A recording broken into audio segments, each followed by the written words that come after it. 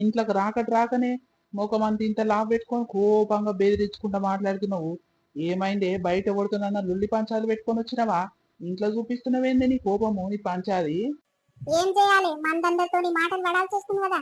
ఈ ఇల్లు పాడుగాను గిత్తత ఇరికిల్లు కట్టి నన్ను ఆగం పట్టిస్తున్నావు కదా. ఆ ఉన్నొక కొడుకుండు మంచి జాగ తీసుకొని ఇంత ఇల్లు కట్టిస్తా అని సిగ్గు లేదా శరం లేదా నీకు? ఏమైనా గీంతనే మనం చావాలి, కోడలు కొడుకు చావాలి. ఎట్లుంటే చెప్పి బతుకు పాడుగాను. ఆ రేవంత్ రెడ్డి గాడేమో ఇల్లు ఇస్తామని అక్కడనే వీకుండు. ఇంద్రా ఇల్లు లేకపాయే, ఏ ఇల్లు లేకపాయే. అందరికి వచ్చిన వాళ్ళకే వస్తున్నాయంట, ఉన్న వాళ్ళకే వస్తున్నాయంట. ఏం చేయాలి? 5 లక్షలు ఇస్తే కింతన నాసన్నే కదా.